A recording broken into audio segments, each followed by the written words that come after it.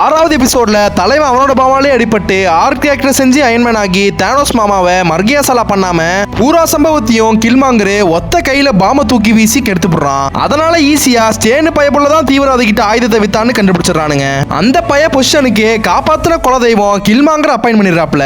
அவனும் அண்ணன் கிட்ட ரொம்ப க்ளோஸ் ஆகி போர்ல சோல்ஜர்ஸ் எல்லாம் சாகுறாங்கன்னு சென்டிமெண்ட்டை காட்டி அவனுங்களுக்காக ஆர்மர் செய்யலாம்னு ஐடியா கொடுக்குறான். ஆனா அதுங்களுக்கெல்லாம் பவர் பத்தாம பல்ல இழிச்சுக்கிட்டு விழுந்துற சரின்னு ஆர்க் ரியாக்டர் ரெடி பண்ணலாம்னு ஐடியா வர பைய வைப்ரேனியத்தை காட்டி அதை விட இது அம்சமா இருக்கும்னு பிளாக் மார்க்கெட்ல வைப்ரேனியத்தை வாங்க டோனி கிட்ட காசை வாங்கிட்டு ரோடியை கூட்டிட்டு கிளம்புறான். சம்பவத்தை தெரிஞ்சுக்கிட்டு டிச்சாலா கடத்தல நிறுத்த வரும்போது சோனிக் பூமை வச்சு பைய ரோடியையும் பிளாக் பேந்தரையும் சாட்சி போடுறான். மாறி மாறி அடிச்சுக்கிட்டு செத்துட்டாங்கன்னு கதையை கட்டி வைப்ரேனியத்தை வாங்கிட்டு வந்துருவான். ஆனா டோனியா கொக்காவான்ற மாதிரி ஜார்விஸ் நடந்ததை பூராத்தையும் சேட்டலைட்ல வச்சு படமா போட்டு காமிச்சிருது. கில்மாங்கர் ஃபர்ஸ்ட் கொடுத்த கொஞ்சம் வைப்ரேனியத்தை வச்சு அண்ணன் ஒத்த ரோபோட் உருவாக்கிருப்பாப்ல.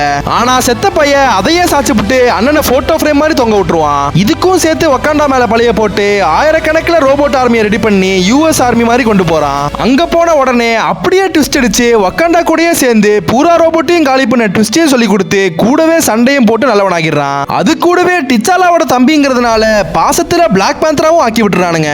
யாரு சாமி இவன் இப்படி பயங்கரமா ரெண்டு பக்கமும் டபுள் கேம் ஆடி அரசனாகிறான்னு பார்த்தா நம்ம குட்டி கரைஞ்சிருத்து அம்புட்டியும் கண்டுபிடிச்சிருது. நெக்ஸ்ட் எபிசோட பார்க்க மறக்காம நம்ம சேனல் லைக் பண்ணி சப்ஸ்கிரைப் பண்ணிக்கோங்க.